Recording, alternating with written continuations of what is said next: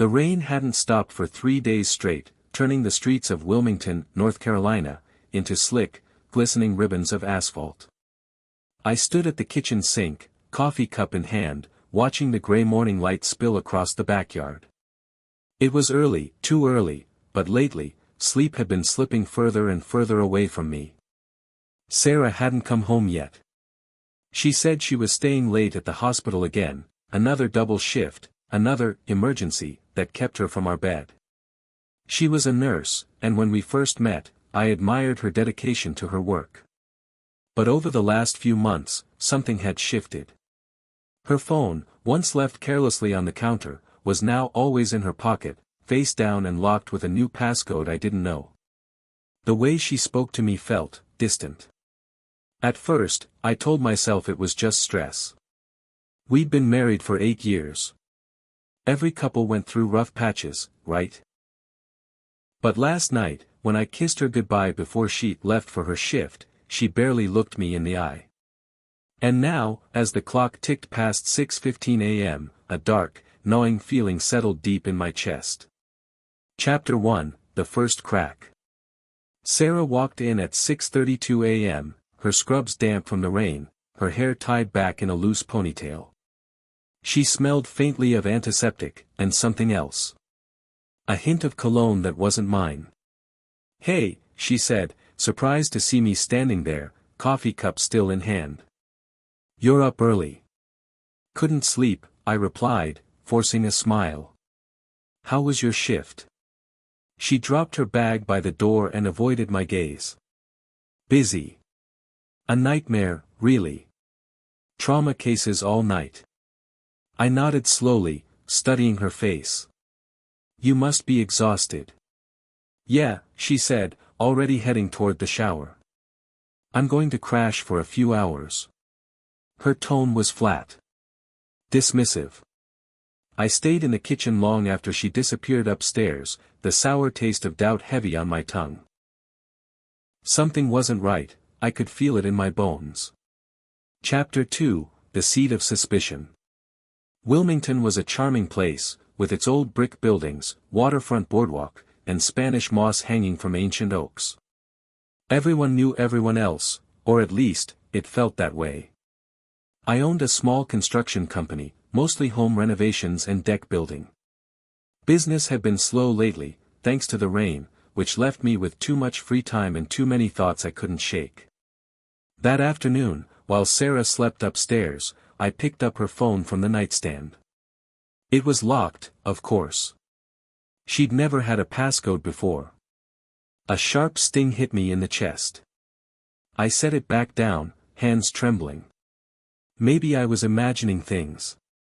Maybe she really was just tired and stressed. But when she came downstairs later, freshly showered and smiling faintly, I noticed her phone never left her side. Chapter 3, The Lie. 2 weeks later, on a rare sunny evening, Sarah told me she was going to a mandatory staff meeting at the hospital. "On a Saturday?" I asked, raising an eyebrow. "Yeah," she said, too quickly. "They're restructuring some protocols. It's a big deal." I forced a laugh. "Sounds thrilling."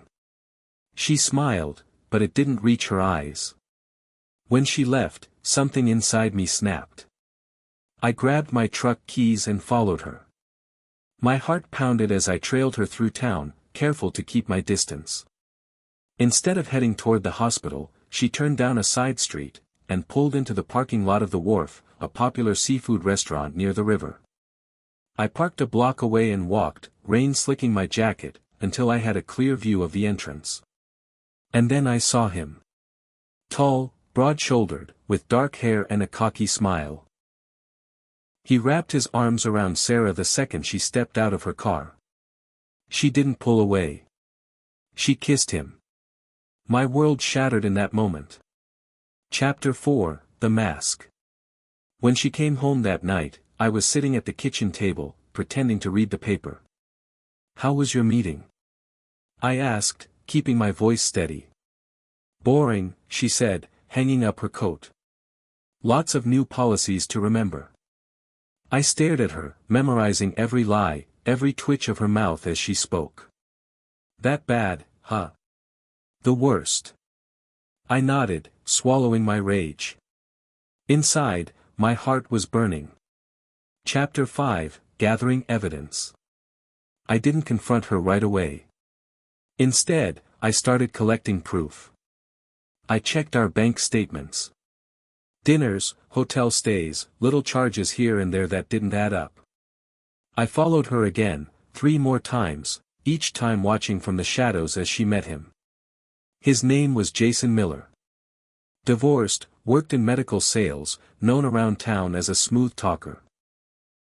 Each sighting was like a knife to the gut, but I needed to be sure. One night, I even managed to snap a photo of them together outside a motel. That picture burned in my pocket like a live coal. Chapter 6, The Breaking Point. It was a Thursday when everything came to a head. Sarah left for work, and I followed, heart pounding, fury simmering. This time, I walked right into the motel lobby, past the clerk who didn't even look up from his phone, and stood outside their room. Through the thin door, I heard them laughing. And then, silence. I pushed the door open. Sarah gasped, clutching the sheet to her chest. Jason froze, his mouth open in shock. "Mark," she started, but I cut her off. "Don't say my name." The rage in my voice was like acid. Jason scrambled to grab his pants. "Hey, man, calm down." "Shut the hell up," I snarled. Sarah's eyes filled with tears. "It's not what it looks like." I laughed, a hollow, broken sound. "It's exactly what it looks like." Chapter 7, The Truth Comes Out. Back home, Sarah begged me to listen. "It just happened," she said, sobbing. "I didn't mean for it to go this far." "How long?" I asked, my voice like ice. She hesitated. "How long?" "6 months," she whispered.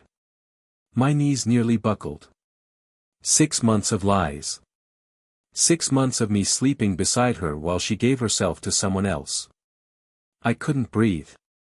Chapter 8, Revenge. I didn't scream. I didn't throw things. Instead, I smiled. A cold, calculated smile. "Pack your bags," I said. "You're leaving." She stared at me, wide-eyed. "Mark, please." "You're leaving," I repeated. "And if you don't, I'll send that photo to everyone. Your family. The hospital. Jason's boss." Her mouth fell open. "You think you can humiliate me and just walk away clean?" I hissed. "No. You don't get that luxury." By the next morning, she was gone. I filed for divorce that afternoon. Epilogue. Months passed. The house felt empty, but it was mine again. Free of lies, free of her. Sometimes, late at night, I'd drive past the wharf, just to remind myself of that night. Of the moment my world ended, and began anew. Wilmington kept on going, rain or shine. And so did I. Because some wounds never heal, but they teach you how to survive.